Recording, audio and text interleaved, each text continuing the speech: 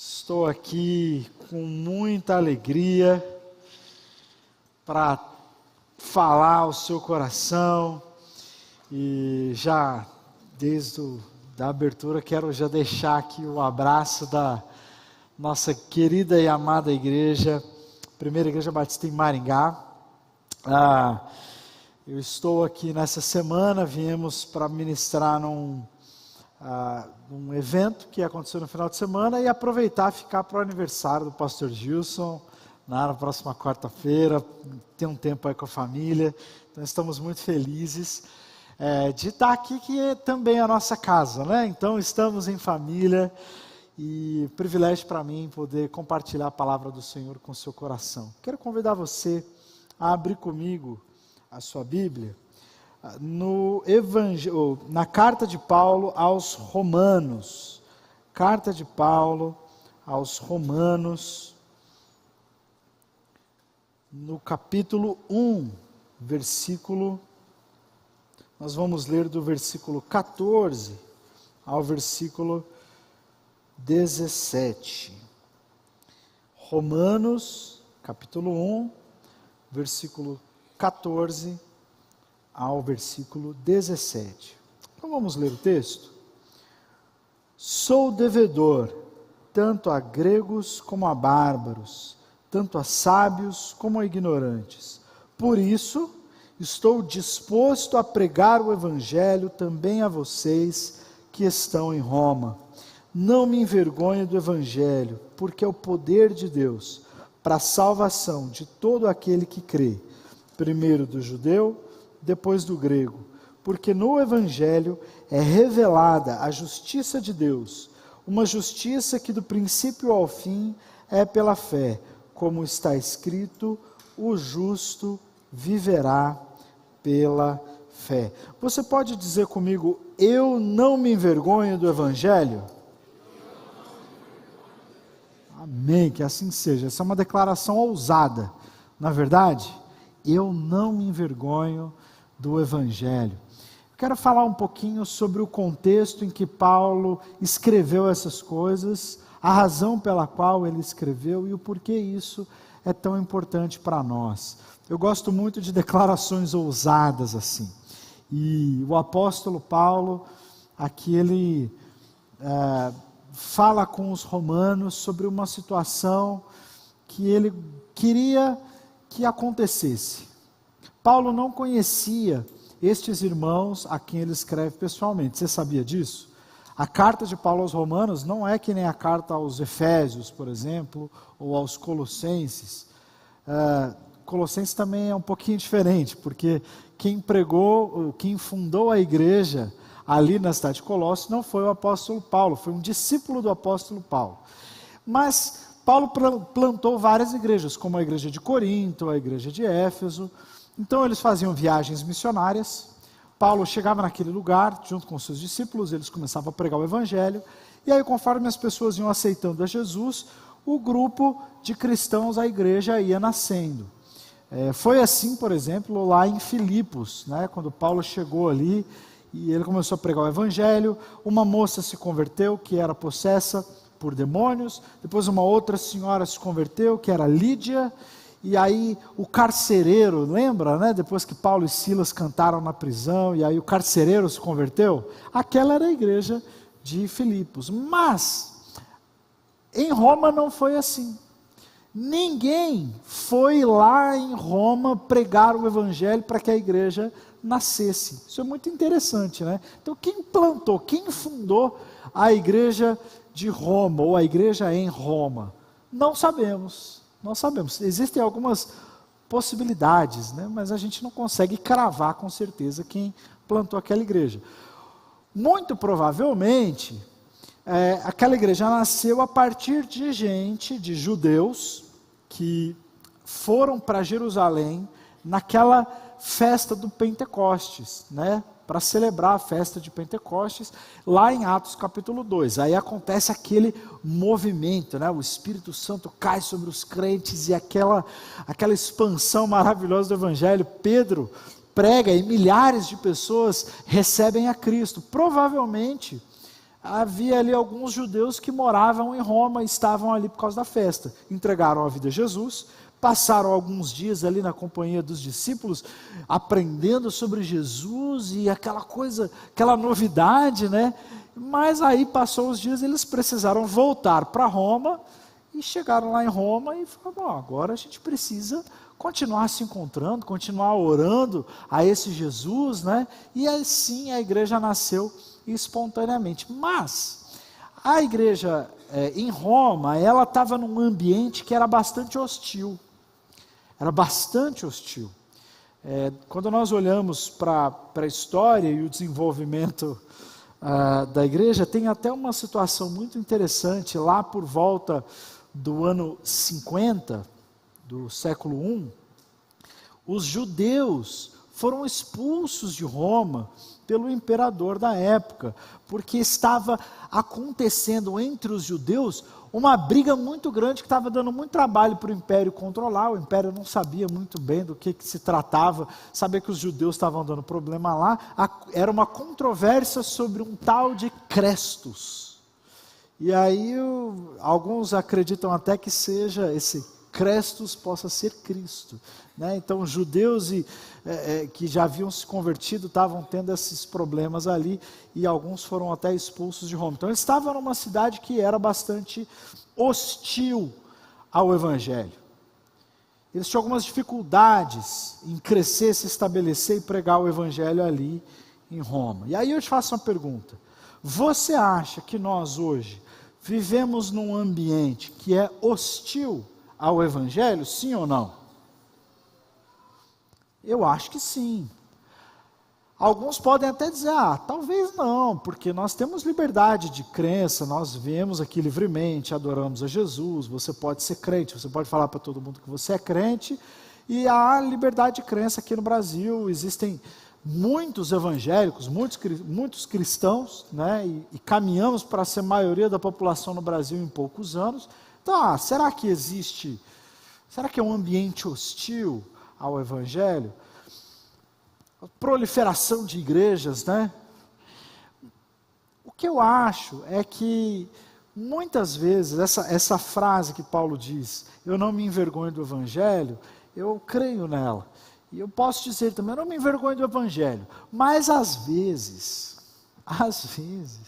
eu me envergonho de alguns evangélicos. Do Evangelho eu não me envergonho, mas de alguns evangélicos às vezes eu me envergonho. Do Evangelho eu não me envergonho, mas de algumas igrejas, às vezes, que aparecem por aí, às vezes eu fico com vergonha. Você sente assim também, sim ou não? Fala a verdade. A gente vê cada coisa esquisita que a gente fala, meu Deus do céu. E aí a gente tem amigos, né, que perguntam assim, você é crente igual a igreja fulana de tal? Aí você fala, não, é diferente. Você é igual o fulano de tal lá, que fala, não sei o que, o fulano do meme. Não é bem assim. Quem não é cristão tem alguma dificuldade de entender. Mas, não sei se vocês já fizeram essa pergunta para você. Mas se o cristianismo é verdade, por que tem tanta igreja diferente? Não é verdade? Por que tem tanta placa diferente? Por que tem tantas denominações diferentes? Não era para ser uma coisa só? Então a gente fica assim tentando explicar no que a gente crê, e às vezes a gente fica até constrangido por causa da atitude e pregação e algumas coisas que acontecem aí no Brasil e mundo afora. Isso é triste, mas tem acontecido, é raro, mas acontece com frequência, de escândalos, né, de pastores, de líderes que se diziam cristãos, e aí de repente a gente fica sabendo de coisas aí terríveis, de imoralidade, puxa vida, de coisas que é até ruim falar, e a gente fala assim, puxa vida, essa pessoa está arrastando o nome da igreja na lama, arrastando o nome de Jesus na lama junto com ela. Então eu não me envergonho do Evangelho, mas de alguns evangélicos às vezes. Mas tem uma frase que eu sempre me lembro também, do pastor John Piper. Tem alguns sermões marcam a nossa vida, não é verdade? Tem alguns sermões que marcaram a minha vida e minha caminhada com Jesus. E um deles é esse, foi pregado há bastante tempo, eu acho que já deve ter uns 15 anos, num congresso chamado Passion. E o John Piper pregou um sermão chamado Não Desperdice a Sua Vida. E nesse sermão ele falou um negócio que eu nunca mais esqueci. Ele falou assim, se você quer ser uma pessoa de Deus e fazer grandes coisas para Deus, você não precisa saber de muitas coisas, dominar muitas coisas. Você precisa saber algumas poucas coisas e ser dominado por elas. E uma dessas coisas é o Evangelho. Você precisa conhecer o Evangelho e ser dominado por ele. Agora, nós olhamos para a nossa Bíblia, 66 livros. Alguns podem até achar assim difícil resumir o que é o Evangelho. Nesse texto que nós lemos, a gente tem um resumo.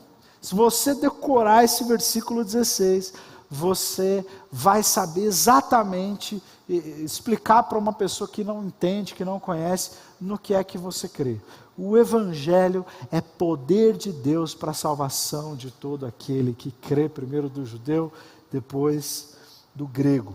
Deixa eu explicar isso com um pouquinho mais de detalhe. Eu estava, algumas semanas atrás, vendo notícias na internet e vi uma intelectual, uma professora de filosofia na Universidade de São Paulo, chama Marilena Chauí. Ela escreveu, acho que o primeiro livro de filosofia que eu lembro de ter lido era uma introdução à filosofia da Marilena Chauí. Mas ela estava falando num congresso com muitos intelectuais, e ela estava criticando o crescimento dos cristãos no Brasil e os efeitos terríveis que isso tem. Ela chama até de pentecostalização do Brasil, né? E é um termo que nem nós usamos, mas enfim. E sabe qual é o exemplo terrível que ela deu do crescimento dos cristãos? Que ela pegou um Uber, e quando ela chegou no destino dela, ela estava saindo do Uber, ela agradeceu o motorista falou assim, vai com Deus, Deus te abençoe. Aí ela achou isso cúmulo. Como é que pode? A gente não pode nem mais pegar o Uber, que a pessoa já vem falando da fé dela o tempo todo, isso está entrando em todos os espaços. Eu falei, nossa, que terrível isso, né? Uma pessoa falar, Deus te abençoe. Mas o que eu achei mais assim, intrigante era que ela é uma intelectual, é uma pessoa que deveria conhecer um pouco mais da fé, um pouco mais para fazer uma crítica tão leviana assim, né? E isso me lembrou de uma outra frase que eu li recentemente, de um colunista da Folha de São Paulo. Isso eu estou falando para dizer que, apesar da liberdade religiosa que nós temos no Brasil, eu creio sim que nós estamos num ambiente que é hostil ao Evangelho. E é hostil porque não conhece, não entende, né? E aí esse colunista, o nome dele é...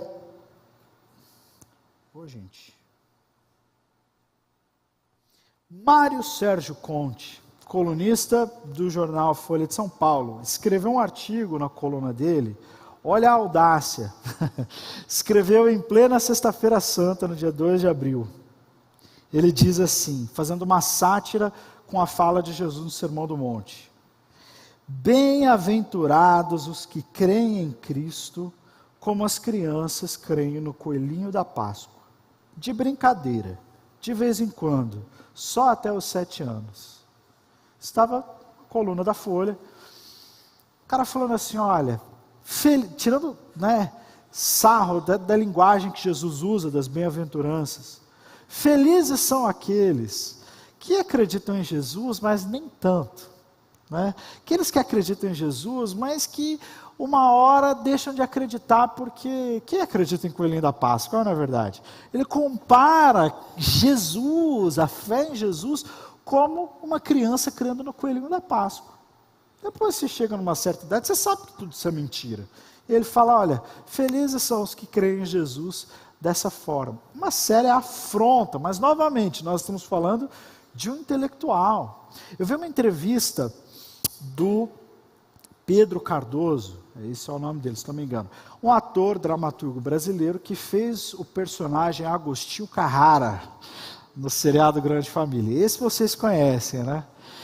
E ele estava falando assim, também num tom crítico, a religião cristã, e ele falava assim, olha, os cristãos, o problema dos cristãos é que eles focam nesse negócio da morte e ressurreição de Jesus, essa coisa da divindade de Jesus, quando na verdade eles deveriam só se ater aos exemplos bons que Jesus deu enquanto ele estava vivo. Deixa esse negócio de morte e ressurreição para lá. Fala só da ética, da bondade, do amor, que Jesus amava as pessoas, dava voz para quem não tinha voz. Isso que eu acho que a gente tem que extrair da fé. Eu falei, mais uma vez, uma pessoa que deveria conhecer mais do que é o Evangelho, né? Fazer uma crítica tão baixa. Eu falei assim, esse é o lugar em que nós estamos. Nós precisamos explicar o que é o Evangelho para as pessoas. Que o Evangelho não é isso. E que o Evangelho é mais que isso. Mas talvez a gente precise explicar até para os próprios cristãos. Sabe por quê? Porque a gente ouve essas críticas e alguns começam a se sentir até acuados. Você já se sentiu, não precisa falar sim ou não, mas você já se sentiu acuado alguma vez de dizer que você era cristão? Talvez por causa dos maus exemplos, talvez por causa de algumas coisas. Você já sofreu algum tipo de piadinha de mau gosto por ser crente? Não, fulano é crente. Fulano é crente. E aí você fica assim, né, até meio sem jeito de falar que você crê em Jesus. Isso aconteceu com os crentes lá em Roma também. Lá em Roma, tinha 3 grupos que principalmente não entendiam o Evangelho e por causa disso se opunham à igreja. E os cristãos tinham que lidar com isso. O primeiro grupo eram os próprios romanos ali. A fé cristã, ela estava começando, estava no seu nascedouro, nos seus primeiros dias. E aí os romanos olhavam para estes cristãos e falavam assim, esse povo é esquisito. Esse cristianismo mais parece um sistema rebelde que quer subverter a ordem romana. Por que eles falavam isso? Porque os cristãos eram diferentes dos outros. Nessa época, isso não aconteceu sempre no Império Romano, mas já nessa época, dentro do 1º século, com os imperadores que os discípulos conheciam ali, eles já arrogavam para si títulos divinos, né? Então os romanos costumavam dizer, Kaiser Kyrios, que significa César, o imperador, é senhor de tudo. Os cristãos ouviam isso e falavam, não, Jesus é o Senhor de tudo. Então, quando eles falavam isso, os romanos falavam assim, peraí, ele é rebelde, está se opondo a César. Eles querem subverter, eles não acreditam no senhorio de César. E aí eles confundiam isso com rebeldia política, não é? Muito interessante, lá no Nepal, eu já falei isso aqui várias vezes, né? Lá no Nepal isso acontece também. O cumprimento natural ali naquela região, entre os países da religião hinduísta, o cumprimento é Namastê. E Namastê significa, o Espírito que está em mim saúda o Espírito que está em você. Os cristãos não falam Namastê. Eles falam Jai Masih, que significa a vitória é do Messias. Né? E aí, isso aconteceu comigo, né? Às vezes eu entrava numa loja, ia conversar com alguém, a pessoa falava Namastê, eu falava Jai Masih. Aí a pessoa já fechava a cara. Esquisito. Os cristãos então estavam passando por isso lá em Roma. Os romanos achavam assim, esses cristãos, eles são um perigo para a ordem, um perigo para o Estado. Você já ouviu isso em algum lugar, né? Esses cristãos são um perigo para o Estado. Porque, por exemplo, uma coisa que era muito clara na sociedade romana era que ela era muito bem dividida nas suas hierarquias. Então, por exemplo, nas famílias tinha o pater familias, o homem dentro da sociedade romana era o pater familias. Significa que ele tem toda a autoridade dentro da casa dele e ele é dono praticamente de todas as pessoas, inclusive dos seus filhos, seus escravos. Ele podia fazer qualquer coisa que desse na cabeça dele mesmo, porque ele era o dono daquelas pessoas. Agora, os crentes vinham com um papo estranho de que agora em Cristo não há diferença entre homem ou mulher, ou bárbaro ou cita, não existe diferença entre escravos e senhores. Aí o Romano falava assim, tá esquisito isso aí, vai acabar com o nosso modo de vida, essa igualdade aí. Há até um historiador da igreja que diz que era uma coisa comum, uma família de cristãos que tinha também os seus servos, no dia do Senhor, no domingo, eles irem se encontrar como igreja, e aí o pater familias, o cara da autoridade, se assentava, e o seu próprio escravo se levantava e pregava o evangelho, porque o presbítero, o líder da igreja, era o escravo dele. E ele se submetia ao próprio escravo, porque entendia que a autoridade espiritual era o escravo e não ele. Aí acabava o culto, eles voltavam para a casa dele, normal. E aí o servo voltava a ser servo e tudo. Mas eles tinham harmonia. Aí os romanos falavam assim, não, os cristãos, eles querem perverter todo o nosso modo de vida romana. Esse sistema político chamado cristianismo, essa ideologia política chamada cristianismo, ela é problemática.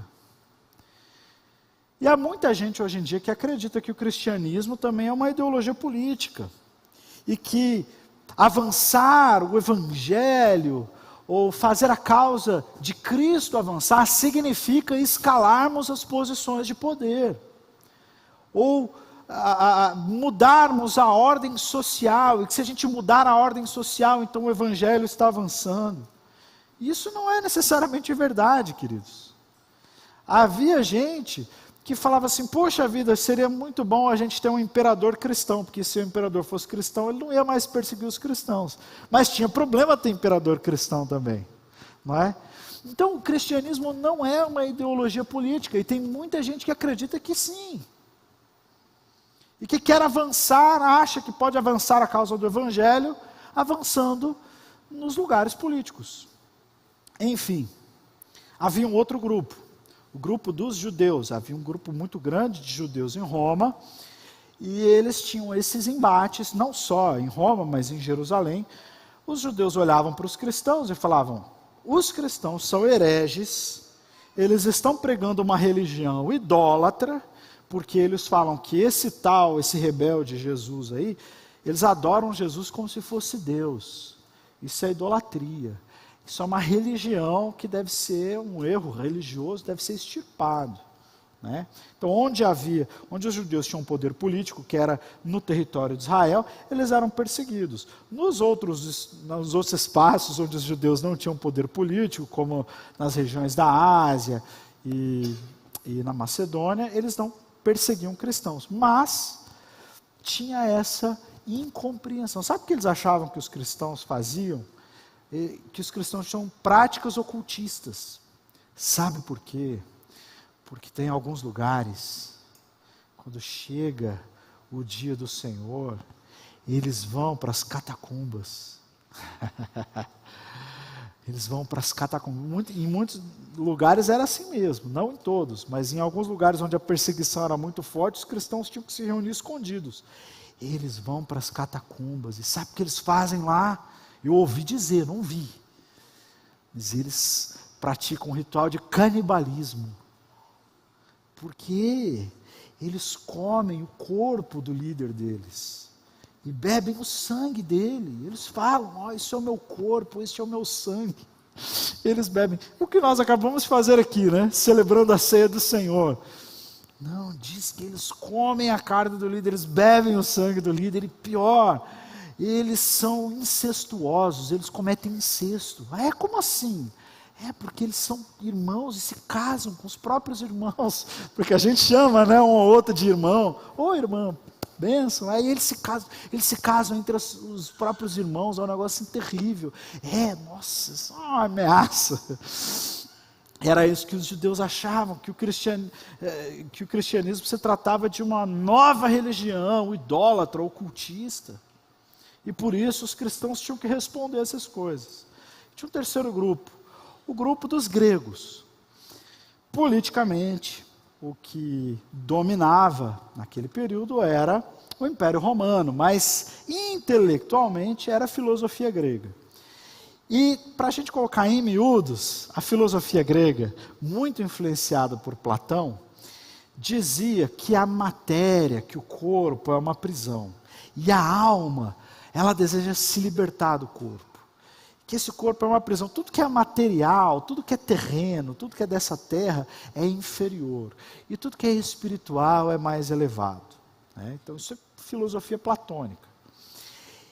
E aí, de repente, esses cristãos chegaram dizendo que o Deus deles estava no espaço, ele era o Logos, ele entrou dentro do corpo. Ele se encarnou, ele entrou dentro de uma prisão. Todo mundo querendo se libertar dessa prisão e Jesus querendo entrar na prisão, né? Então eles pregam esse Deus encarnado. Que loucura, que besteira. Quando Paulo começou a pregar isso lá em Atos 17, os filósofos olharam e falaram assim: o que esse tagarela está falando aí, que não para de falar? Foi que Deus se encarnou, que papo mais doido. Aí deram um lugar para Paulo falar, ele foi falar lá no Areópago.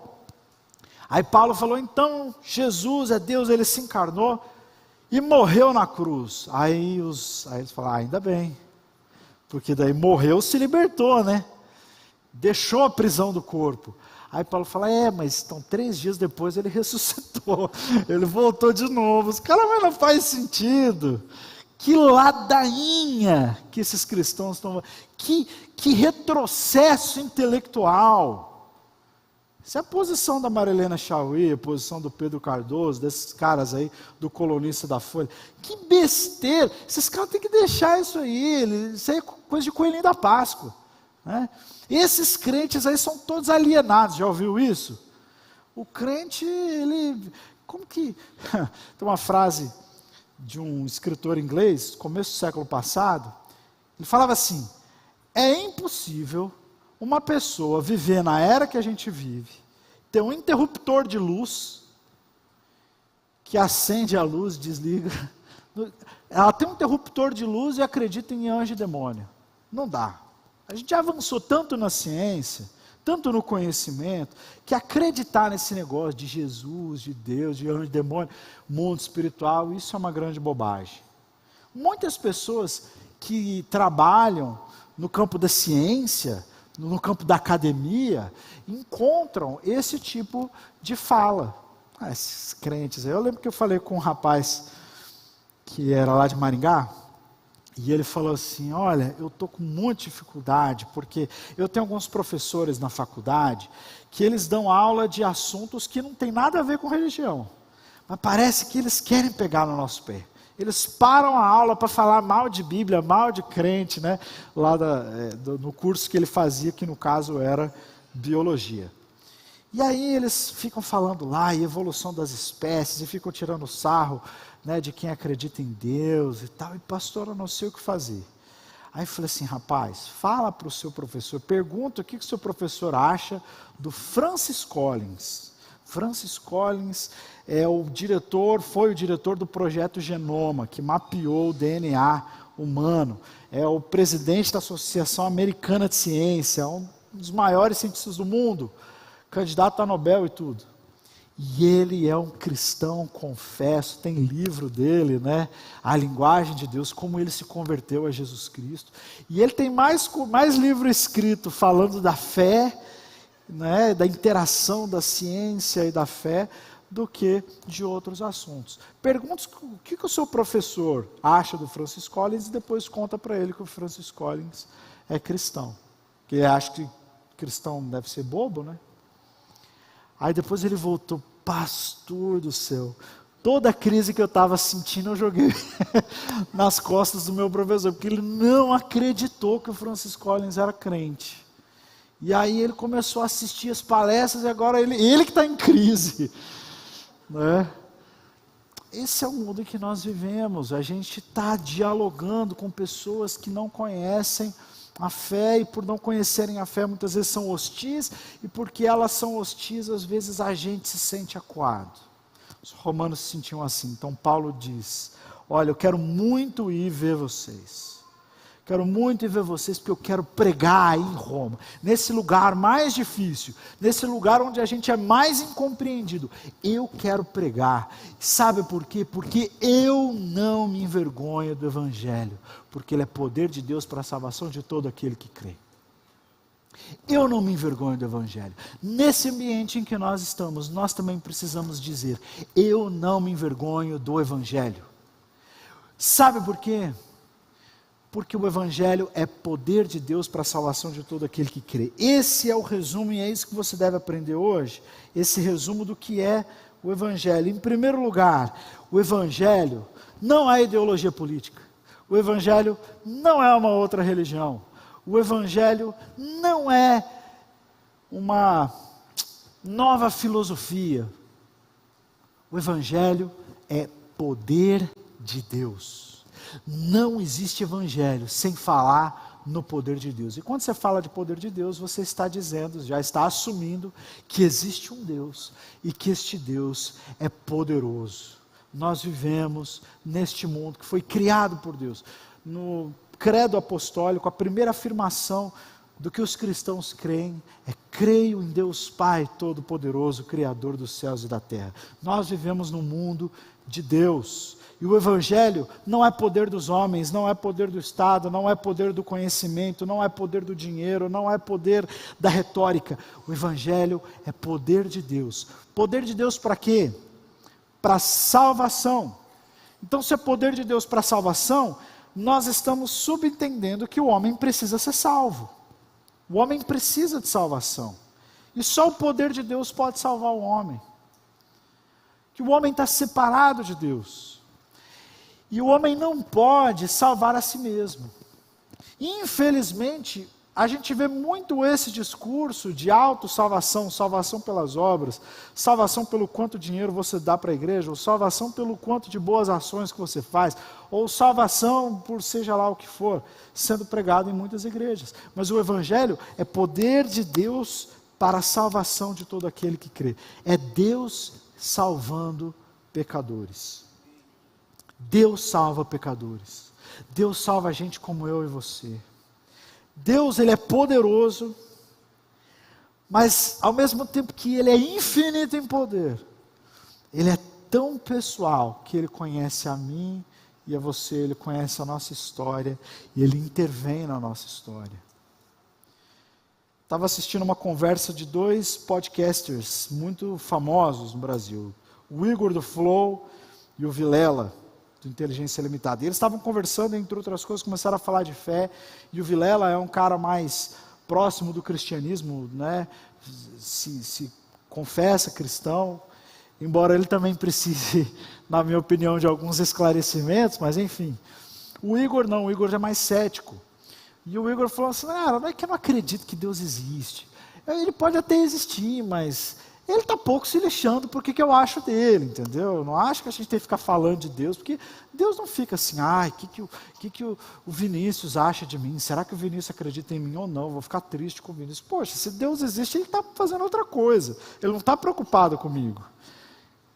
Ele não conhece o Evangelho, porque o Evangelho diz justamente que Deus é tão poderoso quanto amoroso. E esse é o escândalo do Evangelho, que Deus realmente não precisava se preocupar com a gente. Mas Ele é tão amoroso, que Ele quis dar o máximo para nós. Ele quis nos trazer para perto dEle, para que nós pudéssemos ter vida eterna. E Ele nos amou, e Ele desceu ao nosso nível, na encarnação de Cristo, né? E Ele se fez pecado, se fez maldição.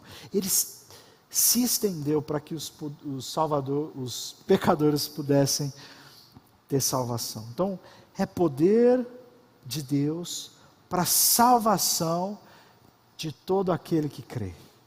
De todo aquele que... Por quê? Porque a salvação, ela não é por obras. A salvação, o ser humano não pode salvar a si mesmo. Você pode tentar, você pode ser muito bom, você pode tentar falar a verdade, você pode não fazer aquelas coisas né, que são pecados tão grandes, mas todo mundo sabe que a gente não consegue acertar em tudo. Você consegue acertar em tudo? Mesmo querendo, mesmo se esforçando para acertar, você consegue acertar 100% das vezes? Não, ninguém consegue. Então a salvação não é pelas obras, não é o evangelho do, olha, se esforça, faz mais, se você não conseguiu, acorda mais cedo, e leia mais a Bíblia, e faça que você vai conseguir. Não é, o evangelho não é o do desempenho, o evangelho prega a falência do desempenho, que porque a gente jamais conseguiria, a gente precisa que Deus venha ao nosso encontro, e nós confiamos nos méritos de Cristo e não nos nossos.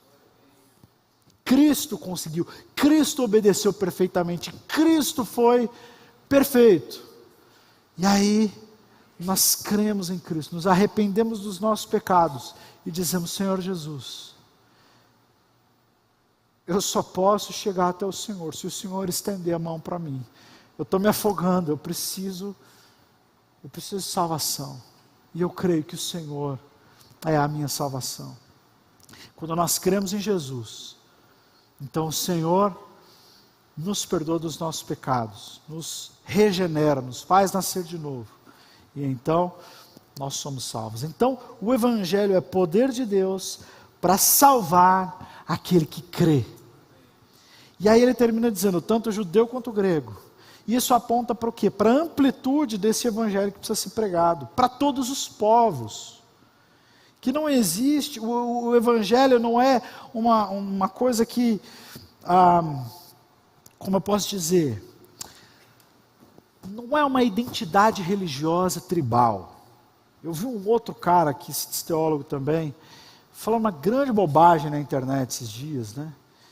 Ele dizendo assim, não, olha, Jesus, ele é Deus, e a gente acredita nisso, mas o outro não acredita. Então se o outro não acredita, eu não tenho que falar, não tenho que forçar o cara, não tenho que sair pregando para todo mundo acreditar no que eu acredito. Deixa o povo acreditar no que eles acreditam. É tipo assim, uma entidade tribal. Deus só é real aqui nesse espaço. Deus só é Senhor aqui nesse espaço, mas da porta para fora existem outras entidades, existem outros deuses, outras verdades. Paulo está dizendo aqui não, o Evangelho é poder de Deus para salvar gente que crê em todos os lugares, mesmo os judeus. Olha que interessante, os judeus que tinham recebido o Antigo Testamento, os judeus que receberam os profetas, que receberam os 10 mandamentos, não é verdade? Mesmo eles precisam ouvir o Evangelho, que é o poder de Deus para salvá-los também. Gregos, judeus, em todos os lugares. Agora, quero encerrar falando por que Paulo parece ser tão contundente, tão ousado, ao dizer, eu não me envergonho de dizer que o Evangelho é poder de Deus para salvar aquele que crê. Sabe por quê? Porque Paulo experimentou dessa transformação. Esse Evangelho que transforma, esse poder transformador, Paulo experimentou. Ele podia dizer, sabe por que eu não me envergonho do Evangelho? Porque eu fui transformado por ele. Porque eu, mesmo tendo nascido como judeu, fui circuncidado ao 8º dia, fui criado dentro do judaísmo, eu era perfeito como judeu. Eu tinha tanto zelo pela religião judaica que eu perseguia os cristãos, perseguia a igreja. Mas um dia, Deus me encontrou, Jesus me encontrou naquela estrada para Damasco, e tudo aquilo que eu achava que eu era, eu percebi que era uma maldição. E eu percebi que eu precisava de salvação, eu precisava de Deus, e Jesus me encontrou. E meus irmãos, antes eu jogava cristão na prisão, agora eu é que recebo as chibatadas, eu recebo açoites, e eu prego Jesus no mundo todo, porque Jesus me encontrou, Jesus me transformou. Antes eu achava que Cristo era um impostor, agora Ele é o Senhor da minha vida. Antes eu era tomado pela raiva, pela ira, pela religiosidade. Agora Eu quero amar, eu quero perdoar, eu quero trazer as pessoas para conhecerem esse Deus de amor. Eu não quero ficar falando do desempenho. Eu achava que o desempenho salvava alguma coisa. Eu desempenhava melhor que todo mundo, estava mais perdido que todo mundo. Agora eu quero pregar, é pela graça. É pela graça, é mediante a fé. Então Paulo experimentou na própria vida dele uma transformação tão grande, que era impossível ele se envergonhar desse evangelho. É a vida dele. É a história dele. É só ele contar a história dele que já seria uma pregação do Evangelho. Muitas vezes, queridos, a gente sente vergonha do Evangelho porque nós não temos vivido uma vida de transformação diária. Porque nós não estamos experimentando essa transformação, porque quando nós entregamos a nossa vida a Jesus, Ele começa esse processo de transformação em nós. E esse processo de transformação continua acontecendo até a volta de Jesus. Até a gente chegar lá na glória. Mas muitos de nós não temos experimentado transformação. Não temos tido amor pelo Senhor.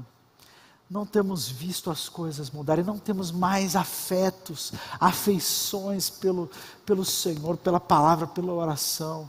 E aí fica difícil, porque a gente não vai chamar alguém para viver um evangelho que a gente não está vivendo. E aí, quando eu me deparo com esse texto, a primeira pergunta que eu faço é para mim mesmo, é dizer assim, será que eu tenho realmente sido transformado pelo Evangelho? Estou caminhando em transformação. Eu sei que eu sou pecador. Será que o pecado está doendo mais em mim a cada dia?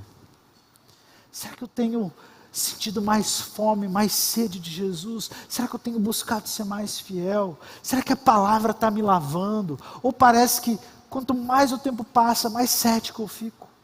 Mais longe eu fico do Senhor? Menos eu tenho prazer na presença dEle, menos eu tenho prazer em fazer as coisas do reino. E aí eu te pergunto, meu irmão, como é que está teu coração?